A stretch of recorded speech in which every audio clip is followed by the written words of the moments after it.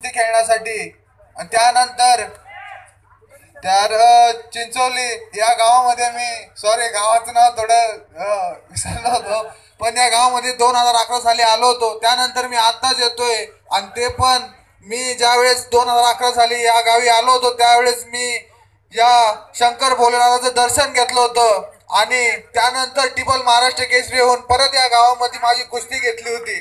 पण या महिन्याच्या 13 तारखेला मी प्रॅक्टिस करताना थोडी दुखापत झाली मला मानेला, त्याकरता मी कुस्ती या ठिकाणी खेळू शकत नाहीये. आणि मी खरंच माझ्या जागेवर आणि मी सांगू इच्छितो की जे माझे वस्ताद गुरु आहेत रोहित पटेल, तुम्हाला सगळ्यांचे माहीत असतील, ते माझ्या जागेवर कुस्ती खेळणार आहेत. आणि हे मी माझ्या मते हे तुम्ही ऐकून नक्कीच खूप आनंदी होणार असणार.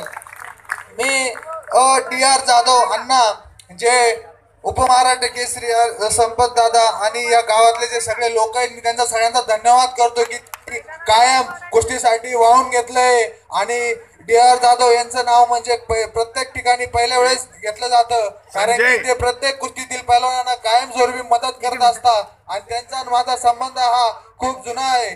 ते प्रत्येक वेळेस आमच्या संपर्कात असतात आणि काय मदत लागली ते मदत करत असतात. त्यांचं हे कुस्ती मैदान म्हणजे एक पूर्ण कुस्ती क्षेत्रासाठी एक हे की ध्येय की पूर्ण मदत करतात आणि आपले जे कुस्तीतले जे गरीब घरात येणारे खेळाडू आहेत त्यांना हे मदत करतात.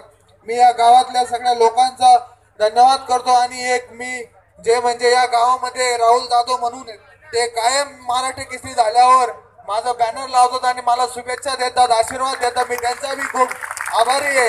त्यांना वाटत असेल की आपण या गावी छोट्या गावी बॅनर लावतो, विजय चौधरी यांना काही कळत नसेल, पण या सगळ्या छोट्या आशीर्वादांमुळे मी आज इथं तुमच्या समोर टिपल महाराष्ट्र केसरी होऊन मी तुमच्या समोर बोलतो, याचा मला खूप आनंद होतो.